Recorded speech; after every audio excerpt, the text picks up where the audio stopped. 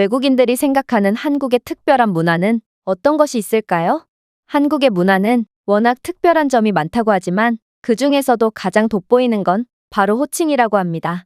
여러분들도 아시다시피 한국인들은 누군가를 부를 때 이름으로 부르지 않습니다. 실제 가족이 아니더라도 대부분 삼촌이나 이모 등 가족적인 호칭을 사용하며 이런 우리나라의 융통성 있는 호칭 문화처럼 우리는 피를 나눈 가족이 아니더라도 사람에 괜찮으면 누구든 새로운 가족으로 받아들이곤 하죠. 하지만 미국 등 서구권 국가에서는 이모, 삼촌 등 가족을 뜻하는 단어가 있긴 하지만 거의 사용되지 않는데요. 대신 가족에게도 모든 호칭을 이름으로 부르곤 하죠. 그리고 그렇게나 가족과 예의를 중요시한다는 일본도 마찬가지로 가족에게도 이름과 함께 누구누구 씨라는 전미사를 붙이곤 합니다. 이런 호칭 덕분인지 이들 국가에서는 피를 나눈 가족이 아니라면 절대로 그 경계 안으로 들어올 수 없는 폐쇄적인 문화를 가졌는데요. 제가 오늘 소개해드릴 사연도 이와 관련이 있습니다. 어린 나이에 부모를 잃고 가족도 없이 이 나라 저 나라 떠돌아다녔다는 한 미국 여성은 한국인들이 자신을 특이한 시선으로 보자 충격을 받았다고 합니다. 그렇다면 이 여성에게 대체 어떤 일이 있었던 것인지 자세한 내용 살펴보도록 하겠습니다. 미국 여성의 사연입니다. 저는 미국 아칸소 출신인 제니퍼라고 합니다. 본격적으로 글을 작성하기에 앞서서 제 상황이 다소 특이하다는 것을 미리 말씀드려야겠네요. 왜냐하면 저는 어렸을 적부터 부모님을 여의고 이모 손에 자랐거든요. 제가 4살 때 부모님께서는 저를 베이비시터에 맡기시고 잠시 모임에 나가셨던 적이 있는데요. 집으로 돌아오던 와중에 음주운전 차량과 부딪혀서 두 분 다 그 자리에서 즉사하시고 말았거든요. 솔직히 그때의 저는 죽음이라는 개념을 이해하기엔 너무 어렸습니다. 그저 제가 어른이 된다면 부모님이 다시 되돌아오실 줄 알았죠. 어쨌든 한순간에 부모님을 잃은 저는 이모네 집에 맡겨지게 되었습니다. 이모는 제게 잘해주지도 못해주지도 않았어요. 정확히 말하면 저는 이모네 집에서 영원한 이방인처럼 지냈죠. 이모네 부부는 친자식에게 하는 행동과 제게 하는 행동에 차이가 굉장히 심했는데요. 이모의 친자식인 사촌들에게는 늘 새 옷과 새 신발을 사줬지만 저는 항상 사촌 언니의 옷을 물려 입어야 했고 심지어 사촌 오빠의 옷이나 신발을 물려받는 경우도 있었죠. 또한 제 방도 없이 항상 거실에서 잠을 청해야만 했던 건 제게 너무도 당연한 일이었습니다. 이모는 제게 식사와 잠자리를 제공하는 것 외엔 제게 특별히 말도 걸지 않았고 마치 하숙집 주인처럼 행동했어요. 나중에 알고 보니 이모는 제 친부모님의 재산을 맞는 대가로 저를 키워주신 거였고 저희는 그저 계약상의 관계였을 뿐 이모는 애초부터 저를 생각해서 키워준 게 전혀 아니었다는 사실을 알게 되었죠. 뭐 어쨌든 그때의 저는 그렇게 혼자서 외롭게 지내면서 한 가지 꿈을 가지게 되었습니다. 바로 언젠가는 저도 진정한 친구이자 가족이 될 만한 소중한 사람을 사귀는 거였죠. 그래서 저는 어렸을 때부터 아시아 문화에 관심을 가지기 시작했어요. 아시아 국가들은 가족을 무척이나 소중하게 여기는 문화를 가지고 있다고 들었기 때문에 제게는 정말 꿈만 같은 국가였죠. 그때까지만 해도 일본인들은 미국을 사랑하고 거의 존경까지 할 정도로 미국인들에 대한 대우가 좋다고 들었기 때문에 저는 법적으로 성인이 되자마자 이모 집을 벗어나서 일본에서 살아보기로 했습니다. 저는 가진 게 정말 아무것도 없어서 홀가분하게 비행기를 탔던 것 같네요. 제가 처음 일하게 된 곳은 일본의 어린이 영어학원이었습니다. 사실 일본인 원장은 제 서툰 일본어 실력을 보고 연신 미간을 찌푸렸지만 제 국적이 미국이고 백인이라 채용하는 거라며 일본어 공부를 틈틈이 해놓길 바란다는 말을 해서 조금 충격을 받기도 했네요. 어쨌든 저는 이곳에서 열심히 일하며 일본에서 생활했고 사람의 애정이 그리웠던 저는 일본인 친구들을 사귀려고 부단히 노력했습니다. 그리고 제 일본 생활 5년차 때 저는 아무리 발버둥 쳐도 일본에서 영원한 이방인일 뿐이고 일본인들은 아무도 저를 진정한 친구로 생각하지 않는다는 것을 깨달았습니다. 일본인들은 생각보다 몹시 배타적이고 폐쇄적이라 국적과 외모가 다른 저를 받아들이려 하지 않았거든요. 처음에는 그저 제 서툰 일본어 실력 탓이겠거니 했지만 일본어가 능숙해져도 일본인들은 저를 겉으로만 친절하게 대해주지 제가 어떤 노력을 하더라도 그들만의 경계 안으로 들여보내주지 않더군요. 저는 일본에서 이모네 집에서 느꼈던 감정을 그대로 느꼈고 결국 절망하고 말았습니다. 그리고 역시 피가 섞이지 않으면 진정한 가족이 될 수 없는 건가 싶어서 눈물이 나왔죠. 그다 정말 우연히도 일본에 놀러 온 한국인 친구를 사귀게 되었습니다.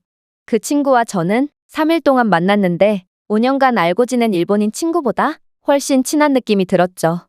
그녀가 일본 여행을 마치고 다시 한국으로 돌아간다고 했을 때 저는 저도 모르게 눈물을 흘렸을 정도였으니까요. 지금 생각하면 정말 미친 짓인데 저는 그날로 장기 휴가를 내고 이 한국인 친구를 따라 한국으로 가게 되었습니다. 그리고 놀라운 장면을 목격하게 되었죠. 바로 친구네 집에 짐을 놓고 동네 이곳저곳을 구경했을 때의 일인데 이 친구는 마주치는 아주머니마다 어머니라고 불렀는데요. 아주머니들 또한 친구에게 딸, 어디가? 딸, 요즘 얼굴 보기 힘드네. 라고 말하며 그녀를 딸이라고 칭했거든요. 물론 저는 한국어를 그리 잘하는 편이 아니었습니다.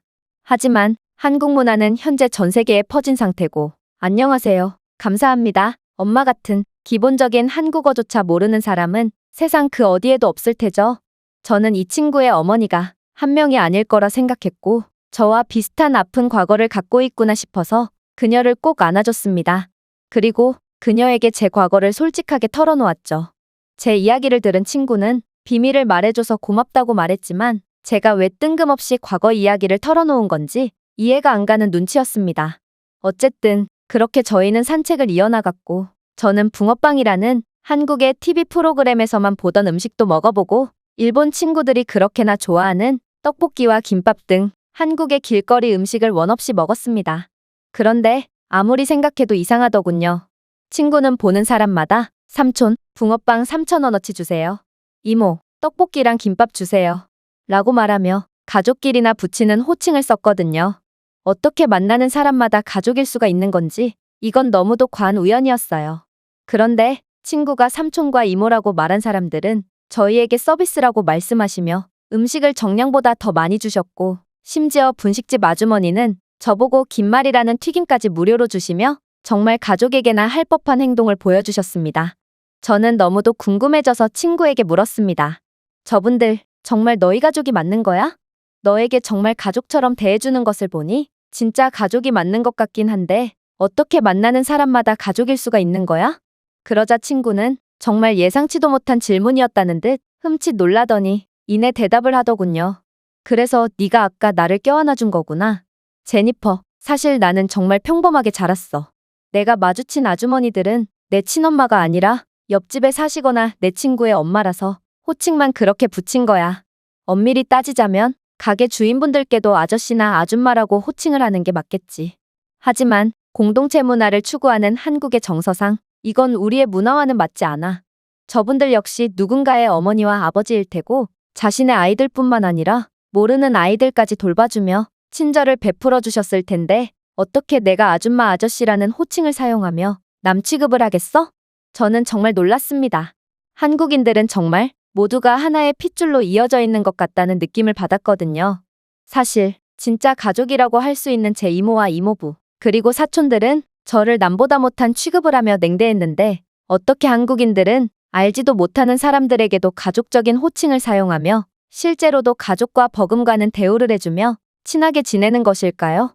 저는 제가 진정으로 찾던 유토피아는 바로 일본이 아니라 한국이었다는 사실을 깨닫고 마치 보물이라도 발견한 기분을 느꼈습니다. 정말 아름다운 문화야. 정말로. 그 후 저희는 한국 이곳저곳을 둘러봤고 한국인들은 외국인인 저를 보고 뭐 하나라도 더 챙겨준다거나 아이들은 제게 헬로, what is your name? 이라고 말하며 정말 친동생 같은 모습을 보여줬습니다. 그렇게 저는 한국만의 끈끈한 문화를 몸소 느꼈고 날이 어두워져 친구네 집으로 돌아가게 되었는데요. 집에는 친구의 어머니가 저희를 기다리고 계시더군요. 친구의 어머니는 저를 보더니 딸이라고 부르시며 저를 환영해 주셨고 저는 난생 처음 느껴보는 가족이라는 느낌에 뛸 듯이 기뻤지만 이런 문화가 익숙지 않아서 부인이라는 호칭을 사용했습니다. 그러자 친구는 웃으면서 말하더군요. 제니퍼, 내가 아까 알려준 한국 문화를 그새 잊어버린 거야? 저는 부끄러워져 얼굴이 빨개진 채로 말했습니다. 안녕하세요, 이모. 그러자 친구의 어머니는 웃으면서 저보고 뭐라고 하셨고 친구는 그 말을 해석해 주었습니다. 제니퍼, 한국에서는 친구의 엄마를 어머니라고 불러. 그리고 실제로도 친엄마와 친자식 같은 사이를 유지하지. 그게 바로 한국의 문화야. 저는 국적도 외모도 다른 저를 가족으로 받아주는 한국인들에게 너무나도 감사한 마음이 들어서 저도 모르게 눈물을 흘리고 말았습니다. 잘 부탁드려요, 엄마. 내 집처럼 편하게 지내, 딸. 그리고 아주머니는 제 눈물을 닦아주시며 저를 따뜻하게 안아주셨습니다. 그렇게 한국 친구 집에서 보낸 일주일은 장담컨대 제 인생에서 가장 소중하고 행복했던 일주일이었습니다. 제겐 새로운 엄마, 아빠, 그리고 동생인 해피라는 강아지가 생겼고, 이들은 틀림없이 제 가족이었죠. 이들은 정말로 저를 친딸처럼 대해줬고, 제가 한국에 있는 동안 끝도 없이 음식을 제공했으며, 제가 다시 일본으로 떠날 때는 용돈이라며 돈까지 쥐어줬거든요. 그리고 혼자 사는데 굶지 말고 지내라며 반찬까지 담아주셨어요. 5년 동안 있었던 일본에서 저는 영원히 이방인이었지만 저는 한국에서 드디어 새로운 가족을 찾은 것입니다. 제가 미국에서 일본으로 떠나는 미친 짓을 감행한 것처럼 저는 일본에 도착하자마자 잘 다니던 직장을 그만둬 버렸습니다. 저는 지금 한국에 정착하기 위해 일본에 있는 재산을 정리하는 중이에요. 제 가족이 있는 곳이야말로 비로소 제가 있을 곳이고 한국에서 가족과 함께 새롭게 살아간다면 저는 진정으로 행복해질 수 있을 것 같거든요. 이 외국인의 글은 여기까지입니다. 언어에는 문화가 담겨 있다는 말이 있습니다. 한국의 이러한 정겨운 언어 습관은 세계 그 어디에도 없는 한국의 정문화를 잘 보여주는 사례가 아닐까 싶습니다. 제가 준비해온 내용은 여기까지입니다. 끝까지 시청해주셔서 진심으로 감사드리며 여러분들의 구독과 좋아요, 알림 설정은 영상 제작에 큰 힘이 됩니다. 이상 세모튜브였습니다.